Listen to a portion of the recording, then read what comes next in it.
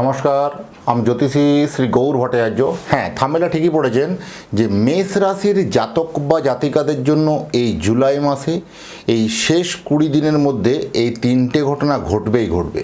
এই তিনটে ঘটনা কি কি জানতে হলে ভিডিও শেষ পর্যন্ত মনোযোগ সহকারে শুনতে হবে। আর আপনি কোথা থেকে ভিডিওটা দেখছেন বা শুনছেন অবশ্যই কিন্তু কমেন্ট বক্সে লিখে দিয়ে যাবেন, তাহলে বুঝতে পারবো আমার কোথায় কোথায় ভিডিওটা পৌঁছাচ্ছে। আর আমি জ্যোতিষী শ্রী গৌর ভট্টাচার্য, আমার চেম্বার হলো সারা ভারতবর্ষে একটাই চেম্বার। অন্যান্যদের মতো বিভিন্ন পাড়ায় পাড়ায় চেম্বার, বিভিন্ন শহরে চেম্বার, বিভিন্ন হোটেলে চেম্বার আমার নেই। প্রতিদিন আমি একই জায়গায় বসি। আমি এটাই বিশ্বাস করি যে সঠিক বিচার, সঠিক প্রতিকার করতে পারলে আরও 5টা 10টা চেম্বার করার কোনো প্রয়োজন নেই। এক জায়গায় বসলে সমস্ত জায়গার মানুষ এসে পরিষেবা নিতে পারবে। যারা সত্যিকারের জ্যোতিষ বিচার করাতে চাইছেন বা সত্যিকারের জন্মকুণ্ডলিনী জানতে চাইছেন, তারা হয় চেম্বারে আসুন। সারা ভারতবর্ষে যেহেতু আমি এক জায়গাতে বসি, প্রত্যেক দিন বসি সকাল 8টা থেকে রাত্রি 8টা। আসার আগে অবশ্যই ফোনে নাম লিখিয়ে আসবেন। প্রতাপবাগান 6 নম্বর সরণি, বাঁকুড়া। আর যারা অনেক দূরে থাকেন, যাদের পক্ষে আসা সম্ভব নয় বা আসতে পারছেন না, সময়ের অভাবে আসতে পারছেন না, তারা অনলাইন কনসালটেন্সি নিতে পারেন। অনলাইনে কথা বলার জন্য কি করতে হবে? আপনার নাম, জন্ম তারিখ, জন্ম সময়, জন্মস্থান, এই তথ্যগুলো আমাকে পাঠিয়ে দিন। পৃথিবীর মানচিত্রে আপনি যে কোনো জায়গায় থাকুন না কেন, সেখান থেকে আপনি আমার সাথে কানেক্ট করতে পারবেন ওভার ফোনে। আর জন্ম তারিখ, জন্ম সময় কোনোভাবে যদি কনফিউশন থাকে, দুটো হাতের ছবি তুলে পাঠান। হস্তরেখারও বিচার করে আপনাকে প্রেডিকশান করতে পারবো বা বলতে পারবো। জ্যোতিষ মানে কোনো 1 মিনিট বা 2 মিনিটের বিষয় কিছু নয়। আপনি যে সময় জন্মগ্রহণ করেছিলেন সেই সময়কার আকাশের গ্রহ নক্ষত্রের স্থিতি বলে দেবে যে আপনার আগামী দিনের রুট ম্যাপ কোন পথে হওয়া উচিত। প্রথম হচ্ছে মেষ রাশির অধিপতি যে মঙ্গল এবং দ্বিতীয়ভাবে বসে আছে।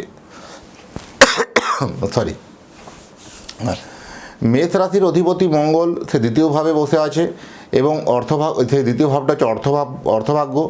এমন একটা ভালো হবে এখানে হচ্ছে বিরাট কিছু ওই যে ফিনান্সিয়ালিভাবে পরিবর্তন, এরকম একটা কিছু লক্ষ্য করা যাবে। হঠাৎ করে আপনার অর্থনৈতিক জায়গাতে একটা প্রোগ্রেস, অর্থনৈতিক জায়গায় একটা সাকসেস, সফলতা কিন্তু লক্ষ্য করা যাবে। ভাস্ট একটা উন্নতি। বিভিন্ন স্মার্ট তালিকা যারা অ্যাপ্লাই করেন, বিভিন্ন অনলাইন ডিজিটাল, এগুলো কিন্তু যথেষ্ট অ্যাক্টিভ হয়ে যাবে এবং যাদের একটা কর্মক্ষমতা বা কর্মের উদ্যম, এটা কিন্তু অত্যন্ত হারে বাড়তে দেখা যাবে। কর্মের জায়গাটা এতদিন থেকে ঢিলেমি বা কুড়েমি আপনার ছিল, সেই অলসতাটা কেটে কিন্তু আপনি কর্মের জন্য কিন্তু ঝাঁপিয়ে পড়বেন, সেটা আপনার সফলতার জায়গাতে পৌঁছাবে। যারা বিশেষ করে ভূমি বা জমি বা খনিজ দ্রব্য বা এগ্রিকালচার রিলেটেড জায়গা থেকে আর্নিংয়ের সংখ্যাটা কিন্তু অত্যন্ত বেশি। এখান থেকে আর্নিংয়ের অপশানটা কিন্তু বেশি পাবেন। বিশেষ করে যারা ব্যবসা করছেন, কোনো ল্যান্ড প্রমোটিং ব্যবসা, কনস্ট্রাকশন ব্যবসা, বিভিন্ন জমি জায়গার ব্যবসা, বিভিন্ন রকম কোনো যারা কন্ট্রাক্টর, কোথাও পয়সা আটকে ছিল বা মানে পাওনা পয়সা বারবার ধরে ঝুলেছিল, কোনোভাবে পেমেন্ট পাচ্ছিলেন না, সেই সব জায়গা থেকে কিন্তু পেমেন্ট পাওয়ার সম্ভাবনা অত্যধিক বেশি। পার্ট পেমেন্ট হলেও আসবে, এটা আপনার জন্য শুভ হবে। নবম ভাব এবং দশম ভাবের অধিপতি, মানে মেষ রাশি থেকে নবমপতি এবং দ্বাদশপতি, নবমপতি এবং দ্বাদশপতির অধিপতি যে বৃহস্পতি, সেই বৃহস্পতি তুঙ্গস্থ। তার 9 আর 12 নবম ভাবটাকে আর 12তম ভাব, দ্বাদশ ভাবটাকে আপনাকে অ্যাক্টিভ হবে। নবম ভাব থেকে আমরা কী বিচার করি? নবম থেকে উচ্চশিক্ষা, হায়ার স্টাডি বিচার করা হয়। নবম থেকে ধর্মভাব বিচার করা হয়। নবম থেকে ভাগ্যভাব বিচার করা হয়। তাহলে এই জায়গাতে কোথাও দেখুন, প্রথম হচ্ছে নবম ভাবটা থেকে হচ্ছে কি আপনার স্বামী বা স্ত্রীর তার যোগাযোগ, কমিউনিকেশান। কারণ যোগাযোগ কমিউনিকেশানটা হচ্ছে তৃতীয় ভাব থেকে বিচার করা হয়। তাহলে 7 নম্বরের তৃতীয় ভাব, তাহলে আপনার স্ত্রী বা আপনার স্বামী, তার যোগাযোগ বিভিন্ন ক্ষেত্রে বারবার অবস্ট্রাকশন, বারবার বাধা বিপত্তি আসছে, সেগুলো কিন্তু অ্যাক্টিভ হয়ে যাবে। কারণ আপনার নবম ভাব মানে আপনার স্ত্রীর হচ্ছে তৃতীয় ভাব বা আপনার স্বামীর তৃতীয় ভাব। তো সেক্ষেত্রে কিন্তু অ্যাক্টিভলি একটা প্রবণতা কিন্তু লক্ষ্য করা যাবে। কমিউনিকেশান স্কিলগুলো যথেষ্ট বাড়বে এবং যোগাযোগগুলো প্রচুর কিন্তু আপনার আসবে। একটা কাজগুলো যেগুলো আটকে ছিল সেসবগুলো ইজিলি হওয়ার সম্ভাবনা অত্যধিক বেশি। ভাগ্য আপনার সহায় হবে। অনেক দিনের আটকে থাকা কাজগুলো আপনার জন্য যথেষ্ট ভালো হবে।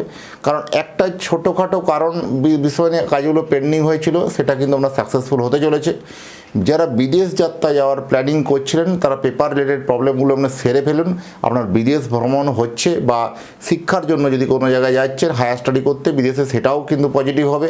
যারা হায়ার স্টাডি করতে যাচ্ছে, পেশাগত কারণে যারা যাচ্ছে বা যারা বেড়াতে যাচ্ছেন, প্রত্যেকের জন্য কিন্তু বিদেশ ভ্রমণ জায়গাটা যাওয়ার অত্যন্ত একটা প্রবণতা লক্ষ্য করা যাবে।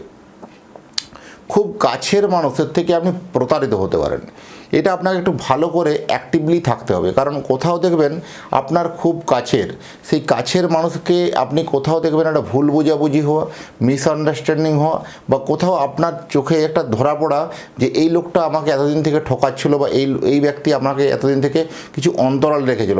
কোনো ব্যবসায়িক হিসাব নিকাশ হতে পারে, কোনো গোপন লেনদেন হতে পারে, সেখান থেকে একটু সমস্যা কমপ্লিকেশান আসতে পারে, সচেতন থাকা জরুরি আছে। আপনি কোথাও কাউকে টাকা ধার দিয়েছেন, হয়তো সে আপনাকে বলেছিল যে অমুক তারিখে দেবো টাকাটা, সেই টাকাটা আবার দেখবেন ডেটের পর ডেট, বা তাকে কোনোভাবে কানেক্ট করতে পারছেন না, বা তাকে কোনো যোগাযোগ করতে পারছেন না। এইগুলোর জন্য আপনার কিন্তু একটু মানসিক চাপ, মেন্টালি ডিপ্রেশন বাড়তে পারে।